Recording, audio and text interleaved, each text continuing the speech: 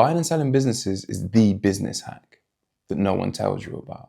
So if you want to step through that door too, then do me and yourself a favor and subscribe to this channel. And if you've built a brand, sell the brand. This is the Brand Exit Podcast, where we guide brand builders through the M&A industry. If you want to receive the full value of your life's work, you're going to need a team of specialists. We cover brand value. To meet the rest of your team, the best place to do it is in person at the Acquisition Collective event. That's where we'll be, and we'll see you there. Today's episode is with Chris Hurn. I've got to tell you the backstory about how we met. I was in Puerto Rico working on a book. The podcast wasn't a thing yet, but he didn't know that because he never asked. He just wanted to help. And that's that American charm with an affinity for contributing to English culture. What a way to start the podcast. Enjoy.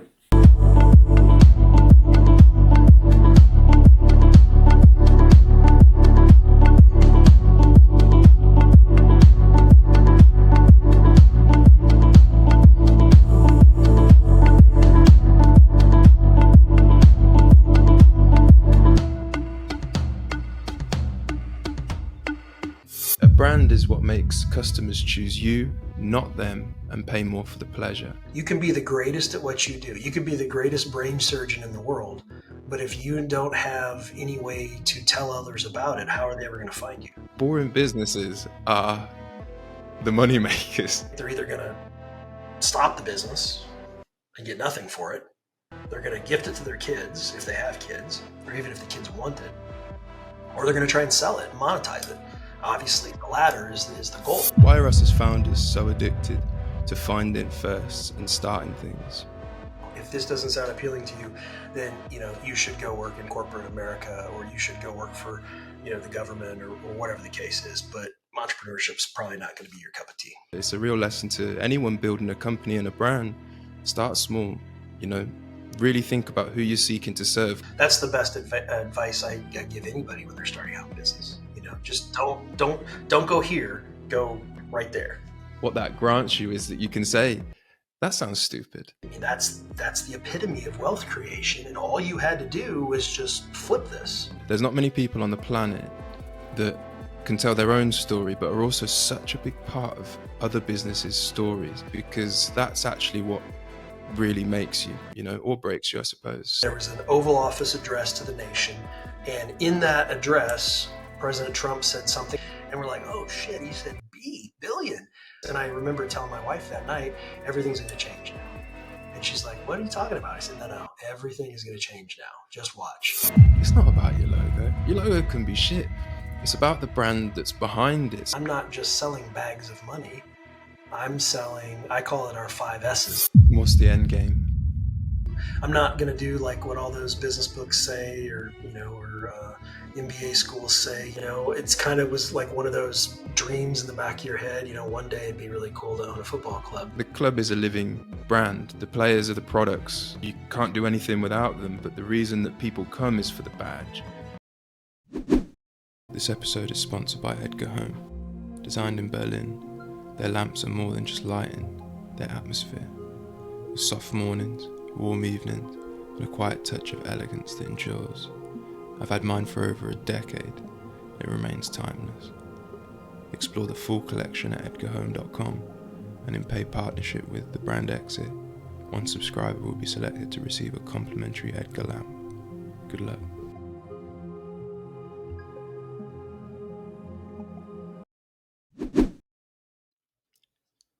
Chris, you've been busy. You've unlocked billions in American funding. You've been part of hundreds of M&A deals, written a best-selling book on wealth creation, own Ipswich Town, who I'm a fan of today, run businesses on both sides of the Atlantic, and credited on Forbes, Inc. magazine, Wall Street Journal, New York Times, and LA Times. What's your mission and what drives you? My mission, I do small business lending. I've been doing that this is my 3rd decade. And I want to try to finance as many financially healthy small business owners in America as I can.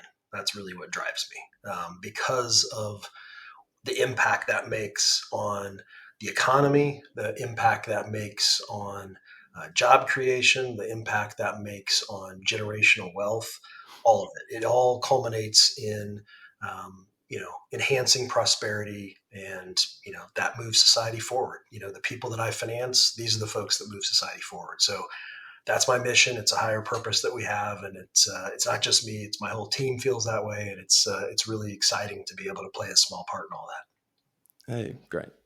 As this is our first podcast, we're going to start on first. So founder first. My first big question is, why are we as founders so addicted? Why are us as founders so addicted to finding first and starting things? That's a good question. I mean, I suppose there's an innate drive to create. I mean, you may not think of an entrepreneur as what we'd call a creative type, like an artist, right, or a musician or something like that. But I actually think there's a lot of creativity that goes into being an entrepreneur. It's not for the faint of heart. I've talked a lot of people out of becoming an entrepreneur because they do not have the stomach for it. Yeah. But we wouldn't, like I said a minute ago, we wouldn't advance society if we didn't have certain people that are willing to stick their necks out, take the risks in order to get the hoped for rewards. So I think entrepreneurs play an extraordinarily important part of society. I think they've benefited humanity far more than politicians, bureaucrats, professors, go down the list. But they don't get the credit perhaps they deserve because we take it for granted, that just right here, the headphones you have on, the monitor in front of us, the vase behind your head, the bed sheet behind me, all that stuff was created by someone who started a business to do all that. And a lot of them are, anonymous to some extent. They can still walk through the grocery store and nobody's going to stop them. Now, obviously, if Steve Jobs or Jeff Bezos or Elon Musk walk through the grocery store, they're going to get stopped. But all of these things are the result of a creativity of an entrepreneur who went out and did something that in most cases everybody that they know told them that they're crazy to do it and told them not to do it, and that's what it goes back to, like you said, my mission. I'm an entrepreneur myself. I've created lots of businesses, and it is a real privilege for me to be able to finance these people because these are my people, the guys that'll take that kind of a risk.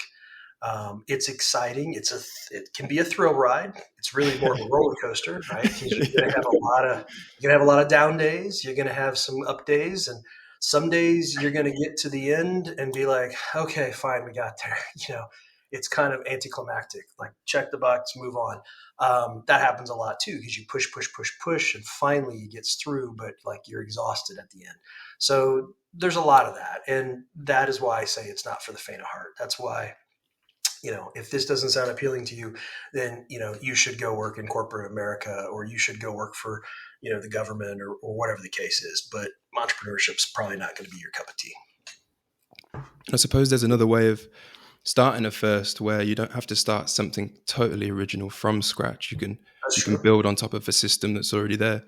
You did that with the SBA 504 loans. Was that what drove you to, or what was the spark for that? Because it's a type of innovation when you apply it to a new subject. Can you tell us more about what they are for those that don't know, and what impact they have? Yeah. So I think there's very few original things, truly, right? I think a lot of things are just taking what already exists and doing it in a different way, doing it somehow innovatively. You see this a lot in business where I'm a big believer in focusing on a niche, right? I think the surest path to mediocrity is to try to be all things to all people in your industry, right? It's just, it doesn't work well. And I hate to say it. And unfortunately there's this pull of the salesman in you wants to provide the solution. We don't do that, but we could, right? You have a lot of that, and I would just say people have to pull that back. They need to rein that in a bit because, like I said, surest way to mediocrity is trying to please every single person, give every single solution that they're looking for, as opposed to just hyper focused on whatever your niche is. So to your point, I got into small business lending. You think of commercial loans, business loans, you think of banks or credit unions, right? Well, I started a non-bank lender. It was a non-depository institution. This is in 2002. So, I started about 9 months after September 11th, and I did something that a lot of people thought I was crazy with to this point, which is I provided one loan product, which was at the time the Small Business Administration SBA 504 loan, which was just for a business owner owning their own commercial property or buying heavy equipment. That's it. We didn't do lines of credit. We didn't offer business credit cards. We didn't make home loans, auto loans. We didn't do, factor receivables. I mean, the whole host of other things that we could have done that a lot of banks do. We just focused on one thing. And by saying no to some of these other things, we became well known for the one thing that we did well, and actually I would argue became the best at, because we didn't deviate our focus. We didn't try to be, what's the expression, a jack of all trades, master of none. That wasn't our thing. So, and then later I sold that business to a bank, started again, my last company before this current one. Same thing. We started with that, but then we slightly, just ever so slightly, went to another loan product, which is called a 7A. Again, these are like codes of the regulations. But that product, part of the reason we did that was because we'd had so much demand from our existing customer base to do other business loans, but we wanted to make sure it was tangentially related to what we were already doing. So, for instance, the 7A, now I've also done business acquisitions, because that's a great way for a business to grow. For instance, it's not just for the big boys that are on the stock exchanges. It actually can work for small companies too. We started financing working capital. We started financing inventory. We started financing receivables. We started financing equipment. Still do real estate as well. But those became our two core products. Again, we didn't do anything else but these two core products.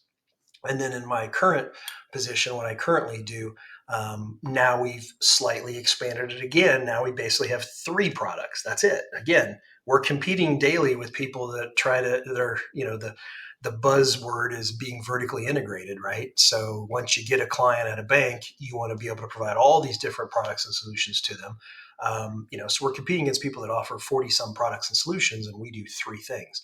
This one happens to be with a different government program that's called the USDA, the United States Department of Agriculture, and it is specifically for rural business owners, which often are overlooked by traditional banking sources. And that's really where I got into small business lending, doing SBA loans as well, is the typical bank system in America, or actually I know this is the same case in England, is they tend to overlook smaller companies, more rural companies that are earlier stage, because the best loan that a bank can make is the one that doesn't go bad, and so therefore they don't like to make too many loans, right? Because that narrows the possibility of a loan going bad, or the expression, a banker gives you an umbrella when the sun's out and takes it away when it rains, right? So it's things like that. So we kind of went where others wouldn't go, where there was still demand. And because of that, we also are able to make such a profound impact, because these are people that would not necessarily get traditional financing. And that's where we're in what I call a public-private partnership with the government, because they are also sharing some of the risk here with us to finance these folks. And they're basically providing us a credit enhancement. But what people don't understand, this isn't like the government getting into business and picking winners and losers and whatnot. The government is basically providing insurance in effect. It's a government guarantee. But the borrower and the lender are paying fees to get that credit enhancement. And that's where a dirty little secret is. This program, both of these programs operate at what's either called zero subsidy or a negative subsidy. Zero subsidy meaning they don't need a separate allocation, from the government to make these loans because the fees actually cover the projected losses already. Okay. Or they're a negative subsidy, which means they actually produce a surplus. So could you imagine government programs that actually make money for the government? That's what I do. And Yeah, it that's changed the what's world. kind of remarkable. Yeah, exactly. So And speaking of changing the world, so that's almost everyone's mission when they start is I want to change the world. And like you said, you can slip quite far into the world, but you're really focusing on whose world. And it's a real lesson to anyone building a company and a brand. Start small, you know, really think about who you're seeking to serve, because there's underserved people in this that's in right. this And in that this becomes your business big world. differentiator. If you pick your niche and focus on that and be the best and dominate that niche, that's the best advice I give anybody when they're starting out in business. Yeah, Just don't go here, go right there. That's what you want to focus on. yeah, because people are missing something. There's always something missed out there. Yeah, Um, and so I really want to. I always find it interesting as well, because the range of businesses, the range of brands there are out in the world, and the range of founders, they've all got a backstory. They've all got an origin story. So I sure. really want to go. I really want to go right back to the start. Not necessarily who you're. What hospital you were at, but where you grew up, and family, and the hard parts, because that's actually what really makes you, or Sure. breaks you, I suppose. So yeah, let's start there. If you want to own your craft, whether it's visual content, creative direction, or media coaching, check out OYC in the description below. Yeah. So I'm from the Midwestern United States. I was born in a hospital in Peoria, Illinois. Uh, Peoria is probably best known for it used to be the headquarters of Caterpillar, the big yellow earth moving machines. Yeah, not And the little. yep, and had a lot of labor troubles when I was a kid. A lot of strikes and all sorts of things like that. But I grew up in a very working class area, somewhat rural, single mother. Haven't seen or heard from my dad in 35 years, 35 years, something like that. So, I had to grow up fast. My mother became an entrepreneur and was actually a chocolatier, made chocolates, lots of different kinds of candies. We violated every health code there was in that she didn't have like a special, approval from the government to do all this stuff. We operated from the kitchen, counter, table, and the basement. That's And the grind. That's the yep, grind. yep. And but I learned about sales. I learned about marketing. I learned about manufacturing, assembly line, operations, all these things. Starting at a pretty young age. I think she started doing it when I was about 7, and did it right up till when I went to college. I was the first person to go to college in my family. Um, it's somewhere along the line, she decided also to become a realtor. And I distinctly remember when I was 13 helping her study for the realtor's exam, which she passed. And that probably planted a seed in the back of my mind about finance and real estate and things like that. So I go to the big city of Chicago for undergrad. I got 2 degrees in 4 years. I actually came to your country one summer and went to St. Anne's College at Oxford. And that was a life-changing experience for me because here Oxford I was, Uni or Oxford Brooks? no, Oxford University, Okay, a you bit, got to. yeah, about 40 some miles up the road from you, north of you. So that was quite an experience for me. I think the thing it taught me was I was there with a lot of kids from what I would say were so-called better universities, MIT and Michigan and Harvard and Brown and all these places, and I went to Loyola University of Chicago, and but I can compete. I was on the same level with them, and that was very gratifying to me, sort of validating, I should say, to me. From there, I went to the University of Pennsylvania to the Wharton School of Business. I can remember going back the summer after I was there with a T-shirt that said Penn, because that's what Penn's called, and everybody would be asking me how the college football team, Penn State, Joe Paterno, very famous guy, I thought the season was going to go that year, and I'd have to sort of politely say, well, that's a different school. That's Penn State. This is Penn. This is the Ivy League school, which I try not to rub that in somebody, but it just, it tells you like the mentality of some of the folks that I was around. They just didn't know, and that's fine. But from there, I left and went to Washington, D.C., where I went to Georgetown Law for a year. I was working full time. I hated law school, so I'm a law school dropout.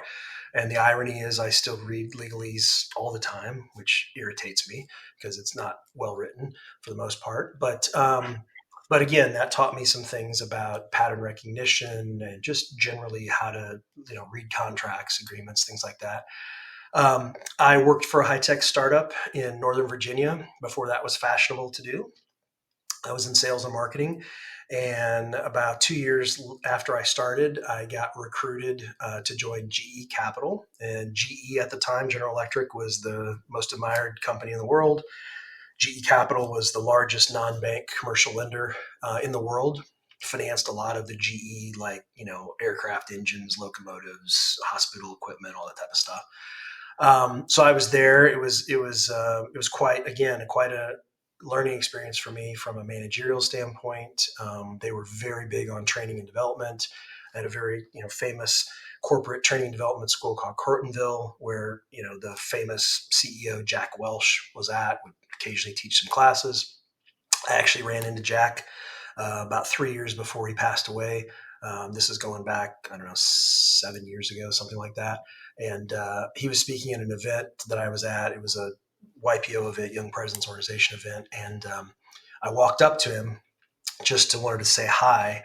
And as I was walking up to him, he sticks out his hand. He says, "Hey, Chris, how many businesses have you started since you left us?" And I was floored. I'm rarely at a loss for words, but I was stunned that, number one, he allegedly remembered me. I'm still not convinced somebody didn't have like an earpiece and said, "Okay, this is Chris Hurn who was here."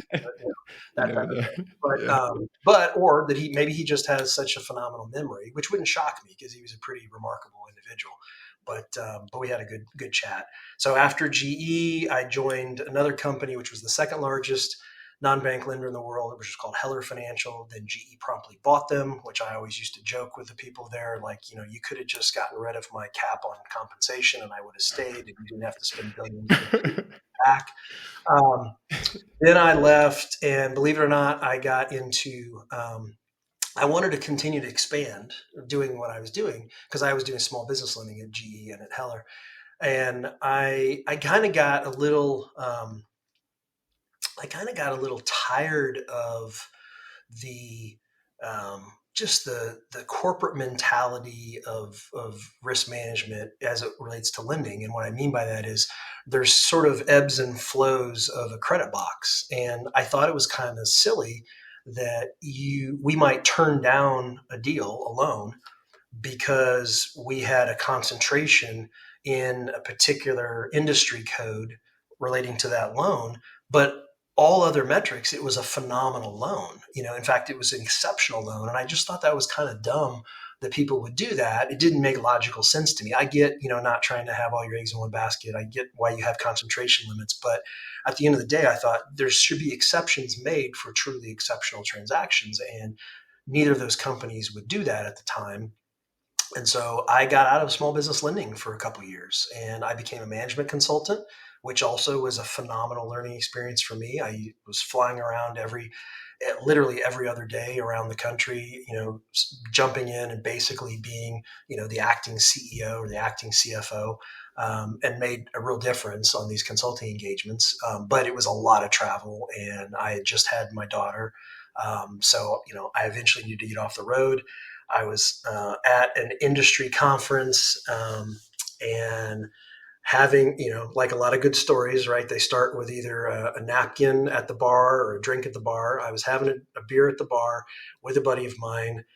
who was in the small business lending environment still. And he said, "You need to come back." And I said, "Well, here's why I got out. I got frustrated, blah, blah, blah." He's like, "Yeah, but you need to get in. You need to come back. We need people like you. You could start your own firm. I'd be supportive, blah, blah, blah." And I said, "Well, okay, maybe I'll research it." So he planted the seed and I dug in, I did some research, and that's what I started my first company, Mercantile Capital, about 9 months after that. And I mostly did it. A, it was an opportunity. B, he was encouraging, and C, I was really good at it. But if I was going to do it, I wanted to make sure I did it on my terms. I didn't want to have that artificial constraint on doing loans, that I had previously working for a big corporation. So I launched it. It was a grind. It was tough. The first month that we had closed, it was literally myself and an administrative person, and we closed 4 loans in the first month for like $7 million. I did everything from start to finish. I originated the loans, I underwrote the loans, I closed the loans, and I serviced the loans. And my wife had our second child, our son, all in the same month. And I had never worked that hard in my life. It was absolutely insane. Oh, and we closed on a new house also, because of course my wife, in an ultimate um, example of nesting, a pregnant woman nesting, we had to buy a house at that time as well, which was bigger than our past house, and we closed exactly on the same day my son was born. So that was a little stressful, but it grew, and after a couple of years, we made it on the Inc. 500 list of America's fastest growing companies. That was sort of a little bit of a dream of mine in the back of my head, that I wanted to make that list. And I think, I don't know if you believe in manifesting things or willing things into existence, but that's one of the things we did. We made it for 3 years in a row, and then the Great Recession hit, and it's tough to be a non-depository financial institution making loans without able to use deposits, which is what banks do, to make loans. So we had capital and we had large warehouse lines of credit. That's how we made our loans. And then we would sell portions of them off into the secondary market. Well, that all seized up, and some of the line lenders that we had were starting to have trouble in other areas of their business, which was impacting us.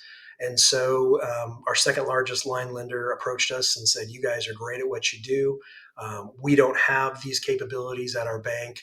Would you ever consider selling to us?" And now would seem like it'd be a good time. And I think in the back of their minds, they also thought, well, if we don't merge with these guys, they might go under, because we see the sort of the writing on the wall that this is going to be problematic, and they could be a credit risk for us.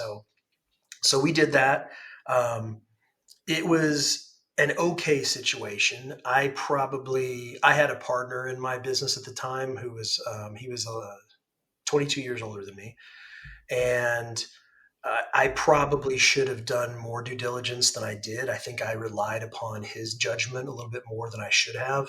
The bank that bought us was run by a father-son team, and the son, unfortunately, had had no executive leadership experience up to that point. And I think they were kind of interested in us for all those reasons I just said, but also because they wanted my partner to kind of be his mentor. And so I wasn't the third wheel, I was the fourth wheel to some extent, if you see what I'm saying. And this kid was, he was worried that he was anointed the bank president, and I think he thought I wanted his job, and I absolutely did not want his job. So he just it wasn't a pleasant experience. I feel like he mistreated some of our employees, and so at the end, I stuck around for about 3.5 years, much to the chagrin of a lot of my friends. I don't know how I did that. Such a hard charging entrepreneur, and then being in a bank for 3.5 years. But I tried to buy it back. It was my baby. I founded it.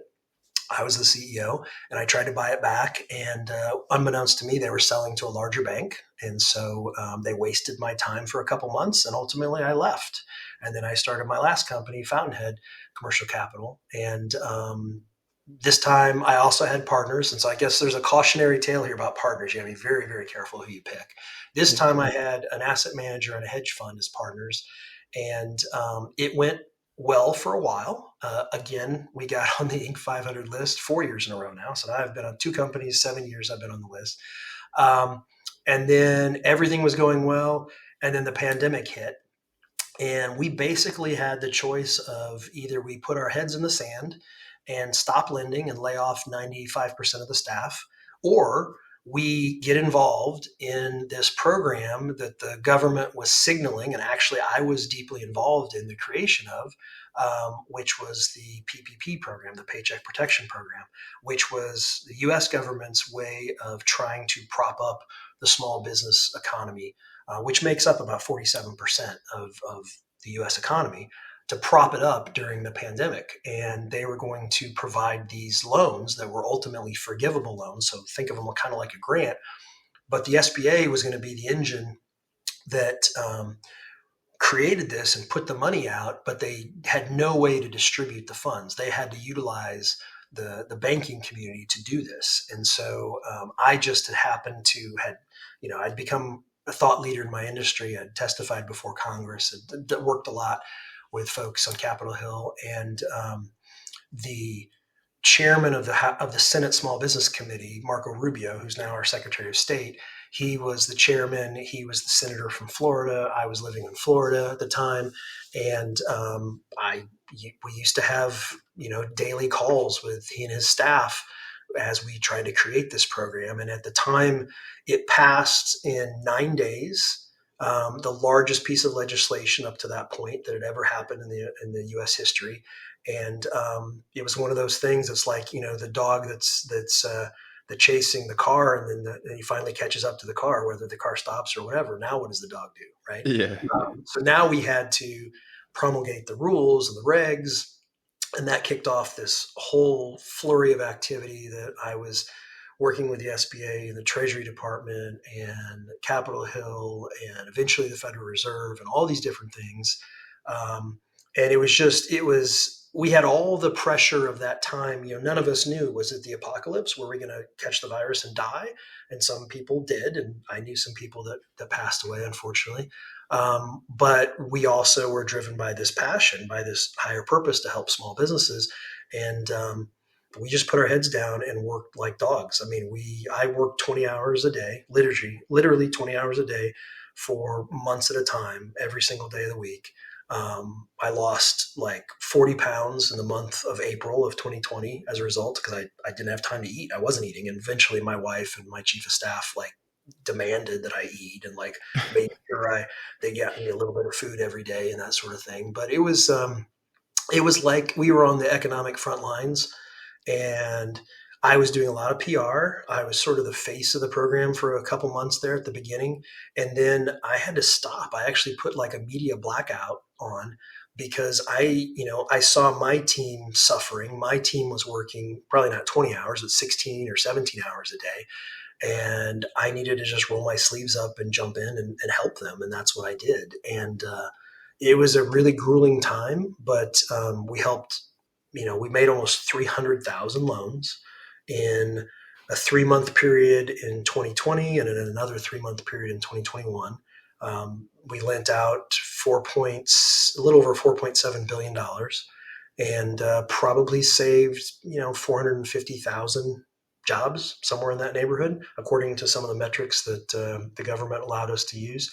So it was life changing, and I was on all those national media, as you just mentioned, but at the same time, I was writing talking points for different senators and politicians. And, I'd have the TV on in the background on CNBC, and I'd hear one of the politicians literally quoting what I had sent an hour before, not attributing it to me, which is fine, whatever.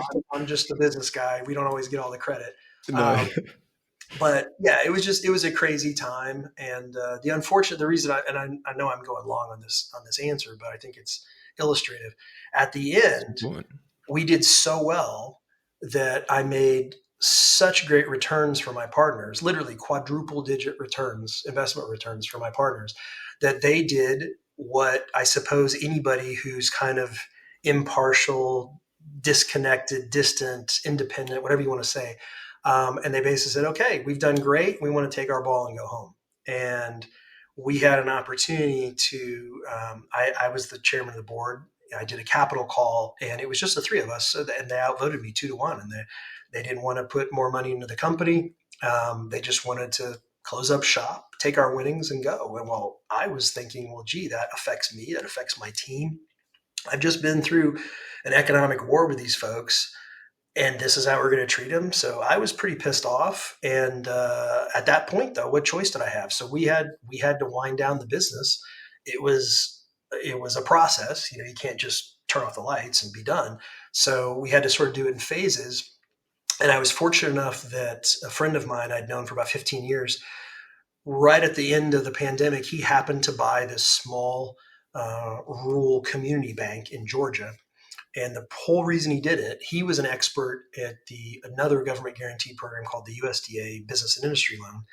And he bought the bank charter to be a funding conduit of those loans. Okay. And he approached me, and he knew what had happened. He'd heard it leaked out or whatever. And he said, you guys are some of the best people at SBA lending. He said, do you think you could do a lift out and move a bunch of your people over? And by the way, I'm going to need you to help me run all this. And I said, well, let me think about it. I didn't have the best experience being in a bank before, but maybe this will be much more entrepreneurial, right? And so, long story short, we ended up doing it. And he's the chairman of the bank holding company. I'm the president and CEO of the bank holding company. We have three divisions. One is the bank that he's the president and CEO of. The bank actually does use the deposits to fund our loans, right? And we're a business bank. We do very little in the consumer space. Everything's focused on government guaranteed lending for small businesses that are underserved, right? And then we have another division that's what's called a lender service provider. That's Phoenix Lender Services. We're basically the eyes and ears, the back office, whatever you want to call it, for other lenders, namely our first, which is Community Bank and Trust, our sister company, the bank. But we now have a couple other clients, and we're going to continue to push further into that space. But we originate USDA and SBA loans. We underwrite, we close, we fund, we secondary market sales, we service, liquidate, all these things. And then we have a third division that comes under the holding company structure, which is Thomas Financial Group. And they happen to be the nation's largest packagers of these government guaranteed loans on the USDA side. So in about a year and a half time, we've become the largest SBA lender based in Georgia. We're number 30th or something in the country in a year and a half. We are the largest USDA lender based in Georgia, but actually based in the entire country, and will probably be the largest again this year. And we have a couple other tangential product lines that we will put out, but we're not going to go like most banks and do everything. Because I've always said, when you look around your industry and you go, well, I want to be like that guy, or that guy's doing this, so I should do this, it just creates that regression to the mean, and you become ordinary. You become mediocre, just like they are. If you want to be extraordinary, you have to do extraordinary things. You have to do different things. You have to differentiate yourself. And so this is one of our big differentiators, is we are so highly specialized in these programs that are little used or little understood, or just bankers do it poorly, and we can do it better. So anyway, that's a really long answer to a simple question, but that is how we got here, Stevie.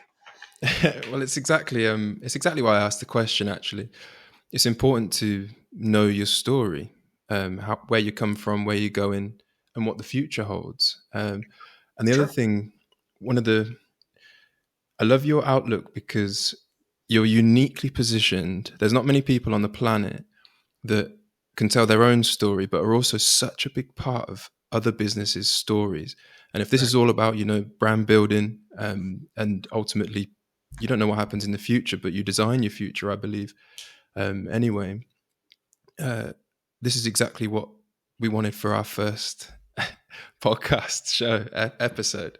How do you think it's changed over the time that you've been in and involved in small businesses? And where do you think the future's going? Well, I think because of the unique structure of the loans that we do, I think a lot of people in the banking world look down their noses at SBA or USDA loans. They thought, oh, that's for if you're a bottom of the barrel borrower, you can't get normal traditional financing. And what the pandemic created was a situation whereby the spotlight was on this little known agency of the US government, which his whole mission is to support small businesses. And it's been around since the 1950s. Never before had it had such a spotlight on it. And anymore, I have people coming to us who never would have considered SBA financing in the past It because was it was they recognize. Obama, wasn't it, that Yeah. shone the spotlight on it, wasn't it? Well, Obama actually made the SBA administrator a cabinet member, which had never happened before. But it was Trump who, during the pandemic, said, we're going to actually put, it started with, it's pretty funny. I was on the phone with sort of the, what I would call the media authority in small business lending. A good friend of mine named Bob Coleman. I was on the phone with him one night. I think it was March 9th, if I'm not mistaken, 2020. And there was an Oval Office address to the nation. And in that address, President Trump said something about how, we've got, we don't want economic chaos. We've got to do all these things to support businesses, to support people, put bread on the table, all that type of stuff. And one of the things we're going to do is we're going to put $50 billion to the U.S. Small Business Administration so they can help small businesses. And when I heard it, I was on the phone and I said to my friend, I said, did he say billion with a B or million with an M? And he's like, I don't know. And unfortunately I was like, DVRing it. So I'm like, well, let me rewind and because we were both watching at the same time. I'm like, let me rewind and see what he said. And we're like, oh shit, he said B, billion. I'd never heard SBA ever mentioned in an Oval Office address. And I've been doing this for, close to 30 years. And that literally is like the night that has changed my life, because that set in motion all these different events. And I remember telling my wife that night, everything's going to change now. And she's like, what are you talking about? I said, no, everything is going to change now. Just watch. And all the stuff I just said started happening. But back to your question, I think, so you had a program that was advantageous, that was little used or little known, that was sometimes looked down upon. And now, by virtue of this tragic event, that entity was really, like I said, shown a spotlight on it, and it enabled more people in the entrepreneurial community to understand what was possible, and it attracted a lot more folks to consider SBA financing. And actually, like right now, we're almost to the end of the government fiscal year, which will be September 30th, and this will now be the largest origination year ever in the history of the Small Business Administration. And part of it is because more people know about it, and more people think favorably about the SBA, because in many cases there was like 8 or 9 million businesses that were helped during the pandemic by SBA lenders. So there is that level of gratitude. I do hear from some of our past clients, those 300,000 small businesses. I do hear from some of them who now want to get other types of financing, which is great. That helps. Like to your point about brand, they know us, and they'd rather work with us because they're grateful for what we did, the long hours. And we had death threats, and people were frantic, and, all sorts of crazy stuff happened during that time. Yeah. I had a couple employees that were being stalked because we turned down a fraudster who tried to push some business through us. I could go on for hours about all this stuff. I'll probably write another book about it. I've got the book outline. I just haven't had time to get to it yet, but I've got some crazy stories from that time. What a perfect segue. I was about to ask, with all this experience, all this story, you went and wrote yourself a book, became a bestseller. Yep. The Entrepreneur's Secret to Creating Wealth. Yep. What was it? The culmination of experience, and then the nature of, I suppose, what the shared nature is of lending, what you want to do for people. Did it have the same? Did it have the same motive when you wrote the book? Well, first of all, the book's kind of old. It's like 13 years old, and I really probably do need to update it. But the Entrepreneur Secret to Creating Wealth was about that, and this is whether you're a business owner or you're an employee of someone. A lot of times people focus on income.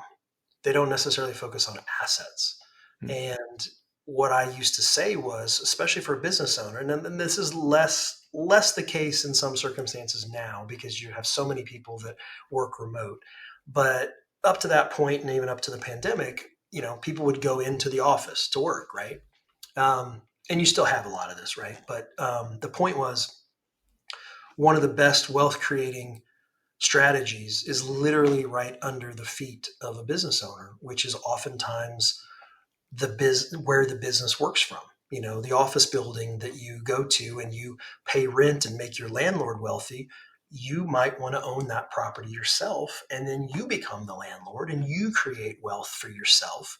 The business still pays the same amount in most cases, but now maybe you have part of it you're subletting and you're earning money from other tenants, but you're getting financing for it. Okay. And as you finance something, as the repayment term, you're slowly paying down your principal. At the same time, in most cases, if you do it right, the asset itself is appreciating in value. So eventually, if you were to hold that asset until the end of your loan when it matures, you should have a situation where the loan's paid off and the asset has appreciated substantially in value. That's the epitome of wealth creation. And all you had to do was just flip this, rather than continue renting. Now you own. And like I said, it's oftentimes the exact same cost to the business per se, but now you've created a significant asset for yourself that oftentimes would be multi-generational. So that was the whole premise of the book, because people don't necessarily think about that. And obviously, then I went into how you would do this, the particulars, as well as the financing options available, and that's what the book was about. I think I could definitely update it today. People get fixated on, again, in businesses, they get fixated on, they want to. You can grow organically, right? Or you can get financing to help you turbocharge your growth. And this all should happen after you've proven your concept, right, in the marketplace. But they get fixated on borrowing for that, as opposed to borrowing from what we just talked about, which is, that's fine. You may need business lending to grow your business faster, but at the same time, you might also do this other strategy that's kind of a no-brainer in a lot of cases. Now, I grant you, not everybody can do this, right? If you're a dentist, maybe you can buy, a freestanding office building for your dental practice, or maybe there's an office condo that you can purchase. If you're a manufacturer, maybe you can buy a manufacturing plant. Those are options. There's some businesses that you're going to have a tough time doing this with, but for a lot of people, this makes great sense. Maybe doesn't make as much sense right now if you have a workforce that's working a lot remote. It becomes a little more challenging, Yeah. but it's definitely something to consider. And that was the purpose of the book. Nobody had really ever written about that up to that point, and that's what I was doing fundamentally. I was helping businesses, the business owner, create wealth for themselves down the road. So it was more of a parallel income stream as an asset. It's not as obvious, like you said. You Right, think about income, but right. actually over time, wealth creation. And I heard an interesting quote that wealth is what you don't spend, and so it jars you when you first hear it. But yeah, Yeah, you're absolutely right. It's about the culmination and grouping of assets that then provide you with diversified revenue channels. That is right. wealth. So it's Yep. really interesting that came in parallel to the business. Did you find, so as you were going back to your business journey, you Hmm. mentioned quite a lot of the M&A um, laced all the way through the process. Hmm.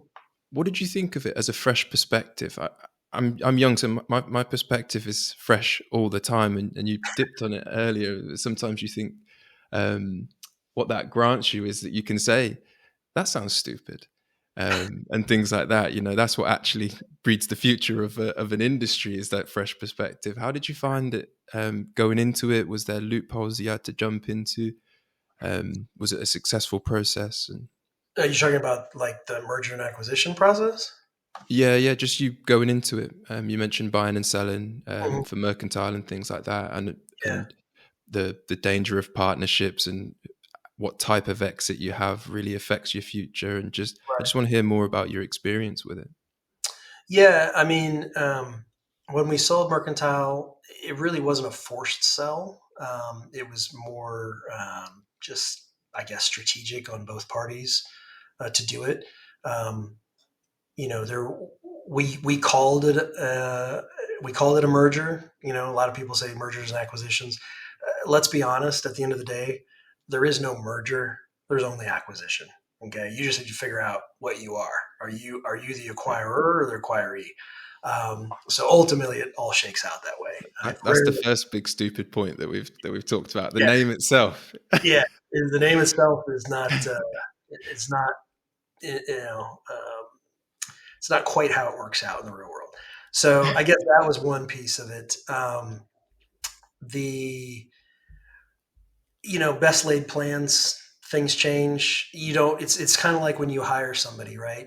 Somebody can look great on paper, they can interview really well, but you really don't know how it's going to be until they're in that seat, in that position, and then you see how their true colors, so to speak. The same thing happens with when a business is bought or sold. The acquirer, the buyer, you don't really know how they're going to operate it truly until all the responsibilities on them. You don't know how the seller is going to act throughout the whole process.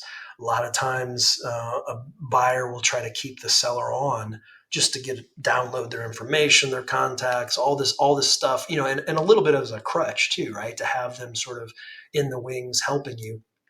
But sometimes that doesn't work out either. I've seen those situations, where they just want to cash out and get the hell out of Dodge, right?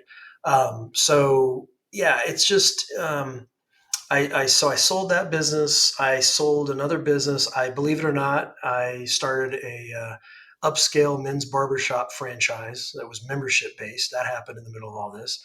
We did sell that. I first sold that in part, and then I completely sold it. That was also impacted by the recession because people were being a lot more frugal at the time. And I think we were sometimes, to your point a minute ago, sometimes you're too early to a new concept, a novel idea. And I think we were a little too early perhaps with that. But I didn't really have the bandwidth to continue it. So it was just easier for me to sell to somebody else and let them run with it. The early bird gets the worm. Yeah. The second mouse gets the cheese. There you go. That's a good one. I haven't heard that second piece, but that's good. So I don't know. I would say right now probably 60% of the deals that we do are business acquisitions, financing them, because in the U.S. that is the type of lending that we do. The SBA backed 7A loans, they are the most advantageous for buyers to finance a business acquisition. Your other options, of course, are to pay cash, which it's probably, even if you have the cash, it's probably not the best stewardship of your cash to go and spend it all on buying a business, because then you may not have much in the way of working capital post closing, right? So that's an option. Very rarely can you get ordinary, conventional, traditional bank financing. Bankers just don't like to finance business acquisitions because of this transfer of operations, right? They don't know how the new guy is going to operate things. There oftentimes is very little collateral. Bankers are very hyper focused on collateralizing their loans. There's a whole host of reasons why they're very just difficult to get these kinds of. They don't like to do longer repayment terms, all sorts of things. They want more down payment, all these things, and the SBA 7A stacks up very nicely against that. The other option is seller financing, which a lot of people try to get seller financing if you have a willing seller. The problem with that oftentimes is the seller is able to demand whatever price they want, irrespective of what sort of an independent third party might value the business at. Which, if you get financing like what I do, we have to have an independent business valuation that says yes, the purchase price is accurate within a range or what have you. If you're doing seller financing, that goes up. You don't even have that oftentimes. So the seller oftentimes can command a higher price. The seller is not a lender, so you have to keep that in mind. So oftentimes a seller in a seller financing situation is going to charge a much higher interest rate. They're going to demand a much higher down payment. They're going to have a much shorter repayment terms. And oh, by the way, they're waiting in the wings for you to screw up and run the business into the ground so they can swoop in and buy it back from you and run it like they used to run it, basically. So it's very careful. You have to be very careful about these different alternatives out there. So, but yeah, I think we are at the beginning of as I should have trademarked this term years ago when I wrote about it like 6-7 years ago. I said there's going to be a silver tsunami coming, and what I meant by that was there all these baby boomers who at the moment own about 56% of all small businesses in America. There's about 33 million small businesses in America. They own 56% of them, and they're retiring like daily, like something like 9,000 baby boomers every single day are retiring. There's a lot of them that are going to sell their businesses because they don't have too many other options, right? They're either going to stop the business and get nothing for it. They're going to gift it to their kids if they have kids, or even if the kids want it, or they're going to try and sell it and monetize it. Obviously, the latter is the goal. And so there's going to be this huge transfer of ownership of businesses in this country over the next decade. And it's pretty exciting to me in many respects because there's a lot of opportunity for us to finance a lot of these. But it's going to be a big turnover. This first silver wave, it's an interesting one because that generation, they were really, really good at being services to the community. And they generally created quite boring businesses, but boring businesses are the money makers. They Well, really are. boring businesses. I mean, I'm looking behind you.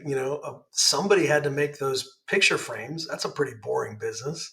But they've got their own island now. So yeah, right. I mean, somebody had to, create those lighting sconces or whatever. That's a pretty boring business. I mean, not everything can be sexy AI this, sexy, manufacturing, clothing that, whatever.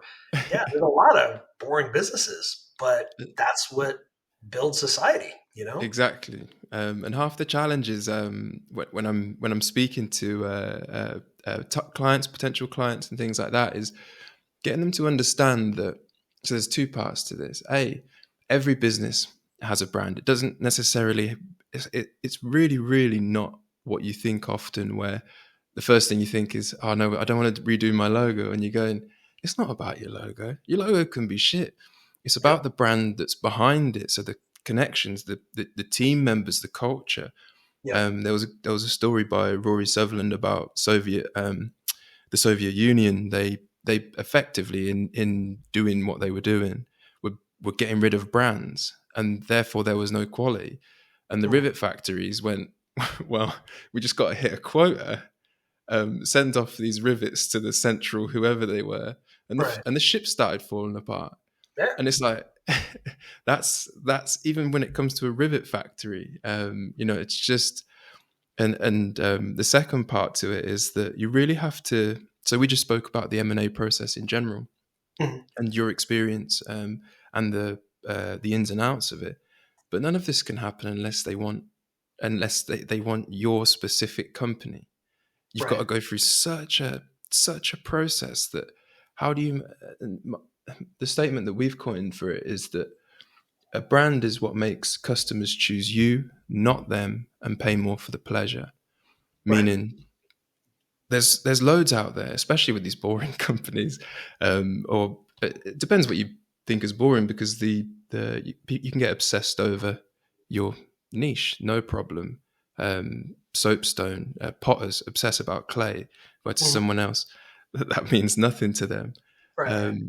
And so when two things are next to each other, the brand is pricing power. A Red Bull sitting next to the 20. I don't know if you get them in the States, but all of us in England know that you either go for the Red Bull or you go for the 20p can.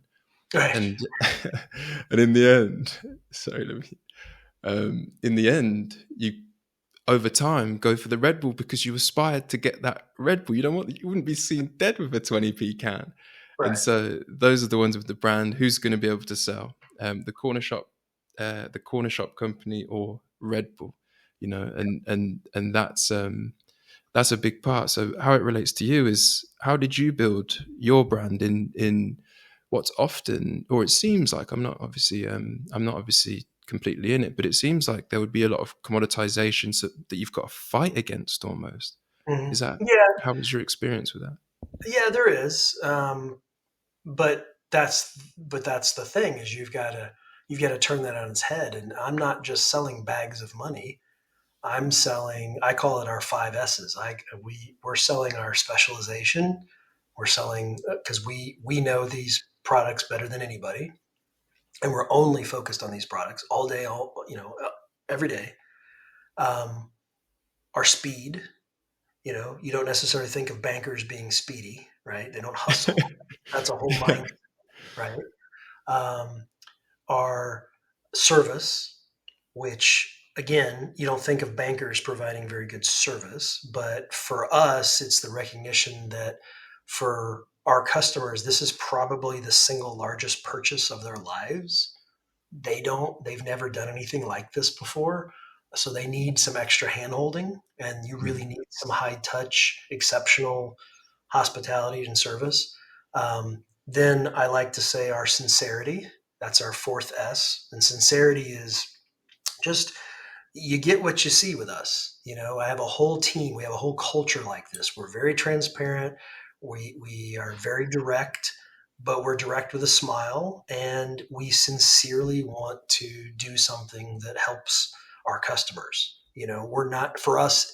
It's we don't think of ourselves as a commodity. We're not just giving out loans. We are giving out an exceptional loan, we're delivering it in an exceptional way, we're delighting our customers, and we're making a profound impact in them. That's different than just, yeah, we're a bank. Yeah, we can do Yeah. that. Let me put you in touch with the branch manager who can talk you through that paperwork. That's not how we do it. And then the last, which kind of encapsulates all this, I like to say is our soul. We put our heart and souls into this and we connect. I think people know when they interact with us. I don't want to get like overly mystical, spiritual, whatever, but No, I love that. I yeah, love that.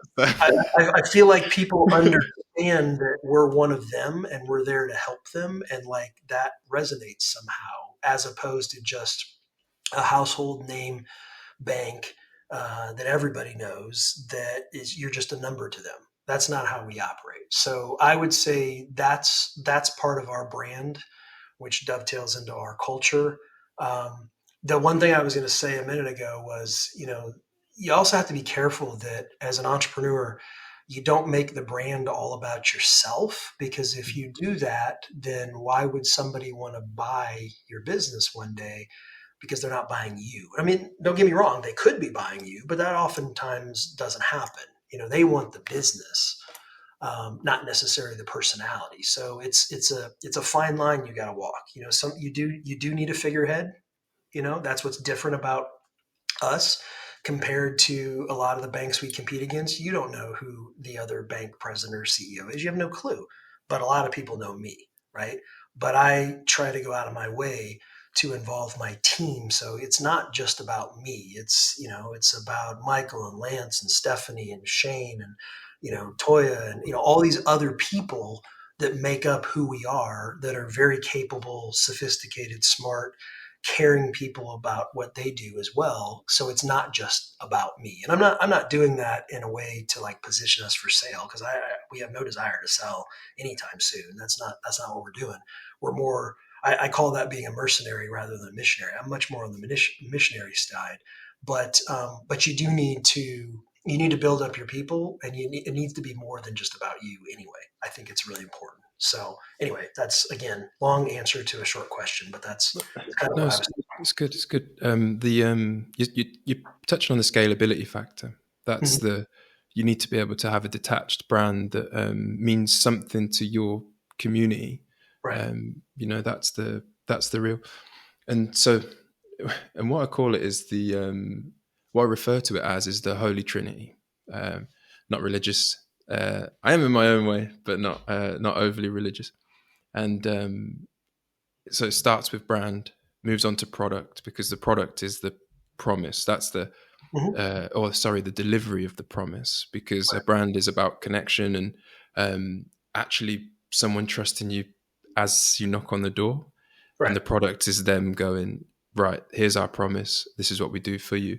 Right. The same way as like in your case, you would um, provide the funding, do what you said you were going to do, Mhm. and there you are. You've now combined the brand, the promise, and you've also got to market it, right? And I understand you've got quite a you had to you're in an exciting time where you had to really try and work out marketing yourself to become one of the big players, Right. and ultimately it ends in performance. What was your experience with marketing? Well, when I started Mercantile, well, I'd never had taken a marketing class. My only experience goes back to my mother in marketing the candies, actually, decades ago. Yeah, Um, but I'd never taken a formal marketing class. I'm completely self-taught. And when I started Mercantile, I said, we have to figure out a way to stand out. As I like to say, you can be the greatest at what you do. You can be the greatest brain surgeon in the world, but if you don't have any way to tell others about it, how are they ever going to find you, yeah, right? So I think this is a really important point. I think all business owners have to be involved in marketing at some level, because it's not about the widgets that you make. It's not about the patients that you help. It's about marketing the widgets that you make. It's about marketing the patients that you help. And that's where business owners tend to get very narrow-minded in their focus, and that, I'm a doctor, I'm a whatever. It's you're marketing your services so that people can find you, so that you can actually help those folks. If you don't figure out a way to do it, it becomes very difficult to scale the business. And if your goal is to try and help solve the problems of your target customer as much as possible, then you need to put your heart and soul into some of this. And I see that's one of the biggest mistakes business owners make. They're like, oh, marketing, that's for Sally, who just got out of school. She's 22. She'll figure out something on TikTok or whatever. And wait a second, your customer base isn't even on TikTok. Or what does Sally know? She's yeah. never done this before.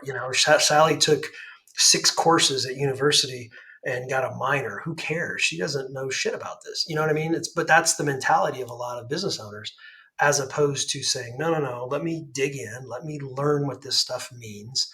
Let me make sure, we've got a functioning website that has a call to action, that is SEO'd, that, we've identified our target market. We figured out how to reach our target market. We're tracking how we do our marketing. We're testing. We're analyzing what comes back to us. All these different things. We have a strategy when we go to a trade show. We're actually going to it. We've actually identified the trade shows. We're going to the trade shows, and we have a strategy before the trade show, during the trade show, and post show. I mean, like, these are the kinds of levels that it helps if you're going to be a successful business. You've got to think through all these different things. And the same thing, frankly, about sales too. A lot of businesses don't spend much time on what I've always called sales choreography. That's really, really important in a business when you're trying to figure out how to stand out from your competitors. You got to think through all the steps of the process, and then you've got to train your people how you think is the best way to do it. But you also have to be adaptable if there's a better way. If you've learned a new technique, or you've learned something different here or there, another area that a bunch of your target audience is at, or whatever the case is. It's just I just don't think business owners tend to be very technocratic a lot of times, which is great because they know what they know, but they don't seem to spend as much time on the sales and marketing piece. And that's how you really drive the revenue and the profits and scale the business. You've got to focus on some of that. And some of this gets into operations as well. But anyway. It's exactly what we drive through. This is all about the preparation stage, and then, like you said, you've got pretty much 3 choices. So get your brand right, get your product right, get your marketing right. That's Yeah. what produces the numbers, so that when you either need to sell, want to sell, or it kind of dies on the vine, because Right. we're all just not here. That's a Yeah. fact. Death and taxes, isn't it? So um, unless, oh, sorry, there's the family option. You've really Right. got to get that those 3 of the Holy Trinity prepared, so that you can produce the numbers and attract those big players, so that you can really finish well. Yep. Um, Let's go over the uh, barcode. I really wanted to talk to you about that because Okay. I'm a big basketball fan, and Wemby's right there on the front cover, on the headline of the website. That's quite a person Yeah. to be involved with. And how did you get into it? What attracted you to that? A friend of mine is a venture capitalist, and this is one of his portfolio companies. And he knows I'm a bit of a sports enthusiast, and knows I'm a bit of a, uh, I guess, health nut, longevity guy. And he came to me and said, "Hey, I'm getting ready to back this guy who's got a new hydration drink. It's predominantly coconut water, but it's got natural flavoring. I should say. I was about to say artificial. It's not artificial, and some supplements in it. B vitamins, ashwagandha, magnesium, potassium, all these different things. It's kind of think of it like a Gatorade version 2.0 or something like that. And I know, by the way, we have arguably someone who may become, one of the most well-known sportsmen of our time, who's on board as well, and that's Wimby. And this is only one of four brands at that time that he would actually represent. Louis Vuitton's one of them. I think he's a Nike guy, if I'm not mistaken. Right? Is he Nike? I think he's Nike. His feet are big, but I haven't actually seen the shoes. Yeah, his feet are. I think he wears like a size 19 or something. But yeah. So anyway, so Barcode was one of the four, and he's not only the spokesman, the brand figurehead, but he's also an investor. He invested in it. So I said, yeah, I think this makes sense. I think people have grown tired of um, soda is not as popular as it once was. There's a lot of options out there. There should be more healthy options. I think there's plenty of runway left in the healthy hydration space. And we're pretty excited about it. I mean, we're the official sports drink for the Miami Heat, the Brooklyn Nets, the San Antonio Spurs. We've got a few more in the offing. We're it's growing throughout the country. It's not growing quite as fast as I would have liked, but I'm into hyper growth all the time. But we're doing pretty well, and I think we're up to 6 or 7 different flavors, including Wimby's got his own cheat code, which is pretty neat. But yeah, it's I don't know. I just, like I said before, I mean, I'm passionate about backing entrepreneurs, and in this case, Mabar is the guy that founded it, and he had worked in the NBA, and he was sort of like I don't want to say nutritionist, but he was one of these guys that did a whole lot with a couple different teams, and he was passionate about forming his own formulary of a sports drink, and yeah, we got behind him, and things are going pretty well. So we're pretty happy. I hope it'll turn into like vitamin water type of a success story. That's what we're hoping for. So. Yeah, well, I'm I really haven't into met backing. Wemby either yet. I'm Say afraid that again. Sorry, I didn't quite. I said I haven't yet met Wemby, just for the record. And I'm afraid I would look like a child next to him because he's what, You just got to get on a tall building on a clear day, I think. There you go. There you go. Exactly. And keeping on rolling, so Ipswich Town. How did you get involved with them, and where does that come from? Yeah, so yeah, I'm wearing my actually this is a special Ed Sheeran themed Ipswich Town kit, because I was at the concert at Portman Road. What was it, 3 weeks ago? Where he had his homecoming concert. He'd never played at Portman Road. He grew up about 10 minutes from there. Ed's one of my fellow owners in Ipswich. And it was amazing. The guy is absolutely brilliant, with no band, just a loop pedal. He's able to do some amazing things. He's probably, I couldn't probably ask for a better global brand ambassador than a pop culture icon like Ed Sheeran for our team. So, to answer the question, another friend of mine knows I used to play I'm very passionate about soccer, as we call it here. Although you guys started calling it soccer, by the way. I don't know if you know the history. You'll have to look that up. One of these days, one of us is going to win. You're either going to start calling it soccer, or we're going to start calling it football. But yeah, he just same type of thing. He said, it's kind of was like one of those dreams in the back of your head. One day it'd be really cool to own a football club, and maybe you manifest these things. And this is a buddy of mine from YPO. He reached out to me and said, hey, there's actually a buddy of mine in YPO who connected me to another friend in YPO. Basically said, you need to talk to this guy, Brett. And I said, okay. I didn't know him. I knew his twin brother, Grant, before I knew him. I didn't even know he was a twin. And we hit it off right away. And he said, I own a second tier football club in the States, the Phoenix Rising, who actually, he is a part owner with Didier Drogba. He was actually successful in getting Didier to come to America for a couple of years and play after his European playing career. And so he wanted to buy this team in England, and the story is that he had heard a presentation by Mark Ashton, who's the CEO of Ipswich Town. He had previously been at Bristol City, and Mark sort of put a blueprint together of how ideally he would run a football club if he had to do it all over again, basically. And Brett and another buddy of ours went up to him afterwards and said, we're really interested in investing in this space. We want to own an English club, but we have some particulars that match up with your particulars. We want somebody who's probably, it hasn't been run very well recently. One that maybe has a bit of a legacy that we can resurrect. One that clearly owns their grounds. It's not uncommon in football to not own your ground.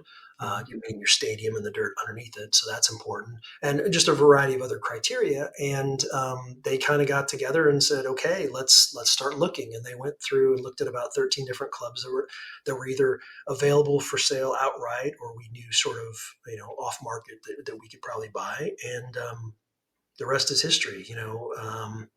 I still think it's not as bad as it was initially, like when the Glazers bought Manchester United, but there is a little bit of hesitation on the side of the English fan that, these, marauding Americans are coming to town and buying up their club, and they're going to run it into the ground, and, run it like an American sports team and screw stuff up. And we haven't done that. It's never been our intention.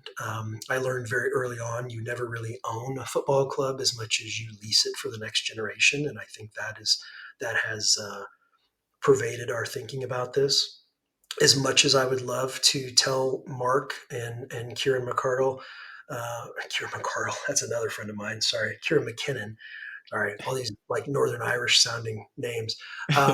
Much as I like to tell Kieran and Mark, some strategies or some players to go after, or discuss tactics.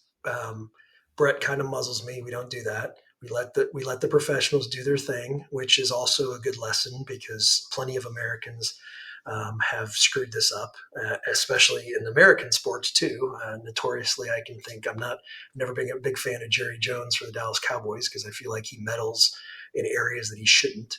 But it's been an absolute phenomenal ride since we bought in terms of, we had back-to-back promotions. We were in the Premier League last year. Obviously, we got relegated. We were the last club to get relegated, or the odds makers' favorite to get promoted again, and I think we will, assuming we don't sell too many more of our existing team. But we've purchased well. We use a lot of data analytics, much more so than I think most clubs do in the top two levels of English football. I think a lot of them say they use it, but I don't think they do. I still think there's a lot of those guys who, look at a player and go, yeah, he looks like he should be a good center forward because he's 6'2" and weighs 195 pounds or whatever. And that's not always the case, Yeah. So I think it's, we've used, I don't want to, if I say Moneyball, that's too, I don't know, that doesn't quite do justice. The movie, yeah. Yeah, but it's there is some aspects of that that I think are helping to revolutionize the sport and a lot of sports for that matter. But yeah, it's been an exciting time. I'm very passionate about it. I come over regularly and watch games. I think I saw 7 games last season. I'll probably come over at least 3 or 4 times this year, schedule permitting, and it's fun and it's exciting to see what the team's success means to the community. And I see it as analogous to what I do for a living, in that what I do, the impact it has on the business, on the lives of the people that work at the business, it's very similar. When the club is doing well, when the stands are full, you know, the business owners are making good money. The attitude of the people in town is more, uh, you know, just happy. And I mean, it's a, you know, I suppose it's a tribal thing at some level, right? Yeah.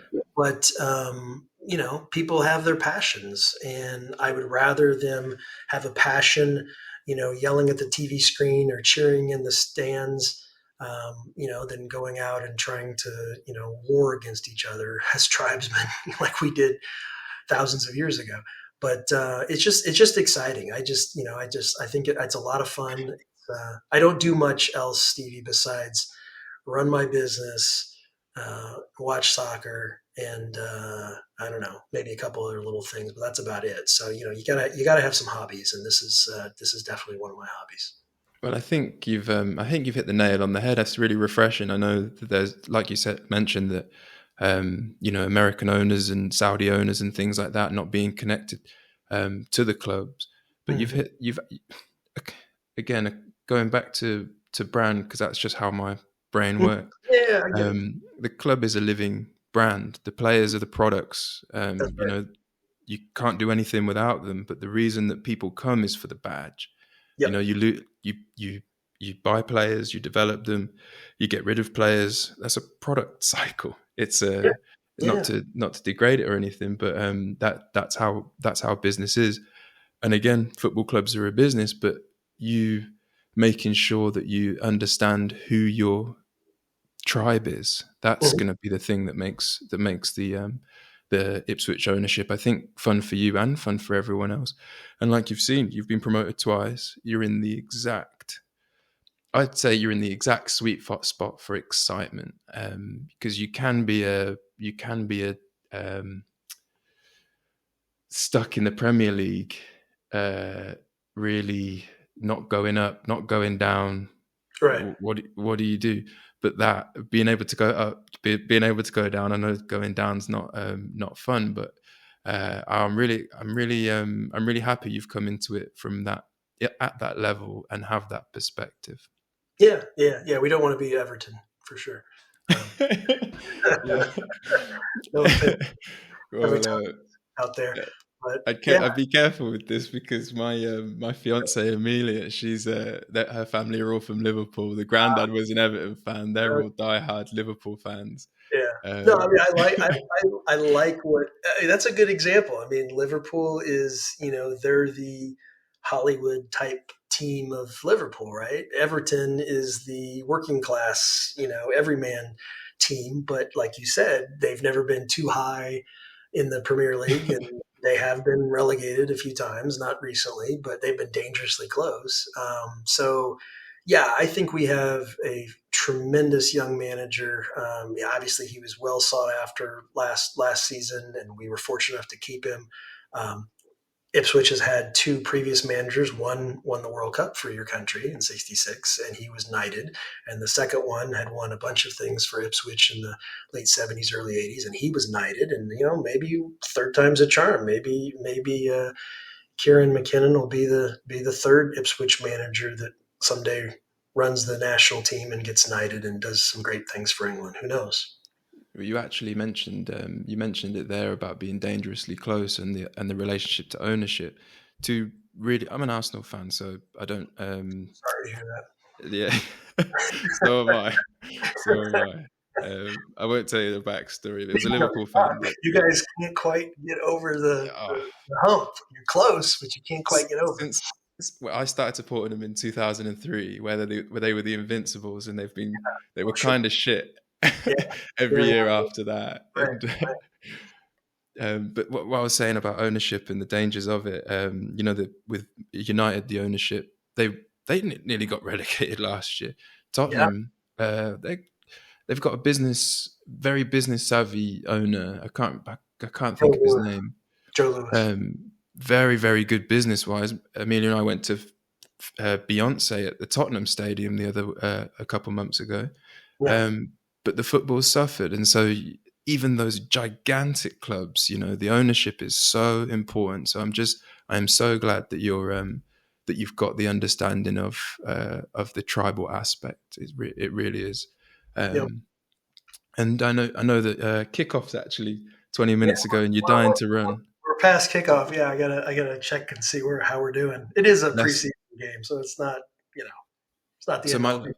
No, yeah, I get you. I get you. The last two questions is what's next? What are you excited about? What am I excited about? Um, well, I'm getting a bunch of my senior level folks together Monday in Atlanta to go over our annual operations planning meeting. We've got a few new products that we're going to be doing in the upcoming year. We are developing our own custom software to help make us go faster, more efficient. We're using some machine learning, some AIs, some automations, things that have really not been done in our space before that we're pretty excited about. This is only my sixth attempt at this in the last decade. The previous five, I don't know if you've ever worked with IT folks. I'm not an IT guy. I'm a banker, and so those things don't always go well together, and inevitably the wheels come off. But this time around, I think we got it right. It's a fintech that I actually own part of, but the people are really salt of the earth folks. They're really, really talented. They understand our business, which is key.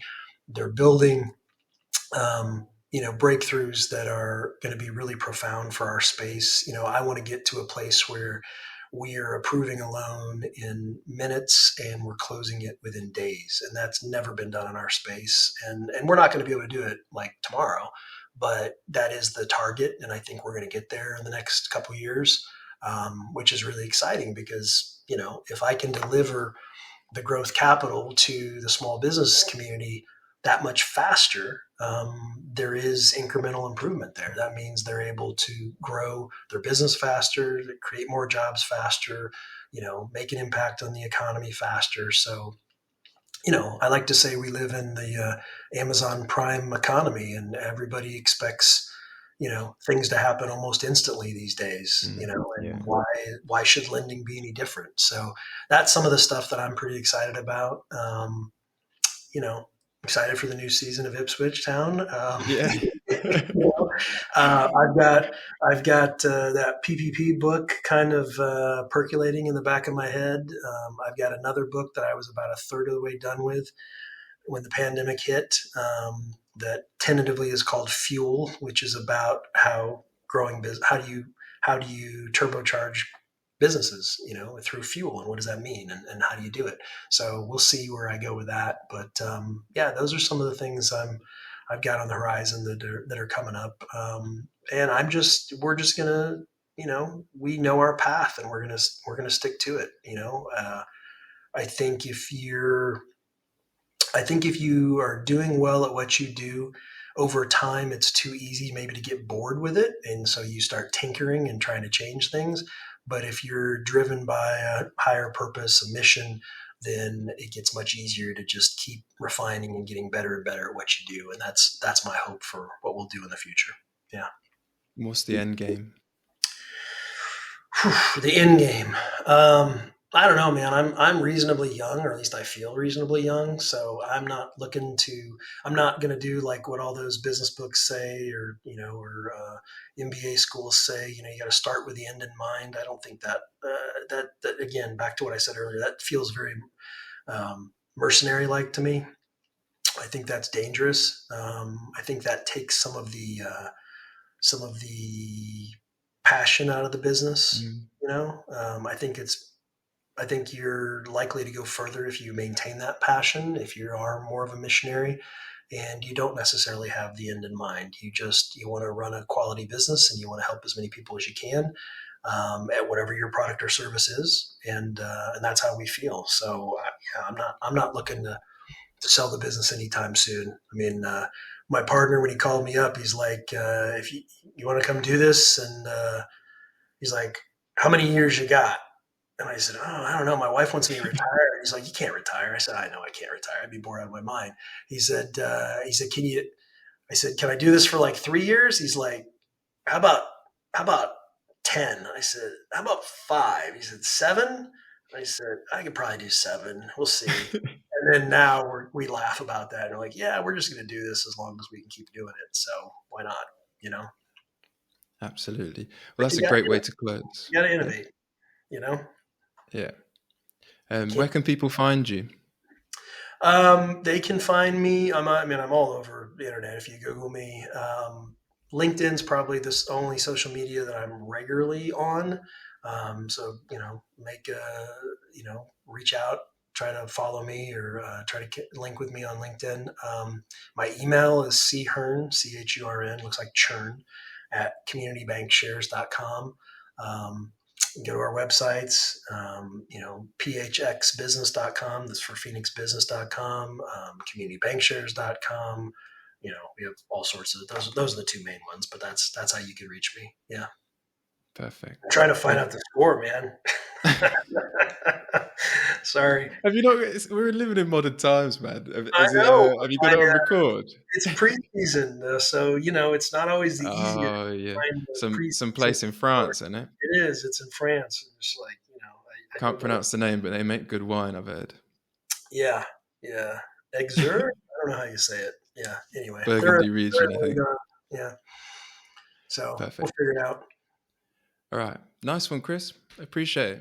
Thanks for having me, Stevie. Appreciate it. Hope this was helpful. If this was valuable to you and you want to see more, then subscribe. You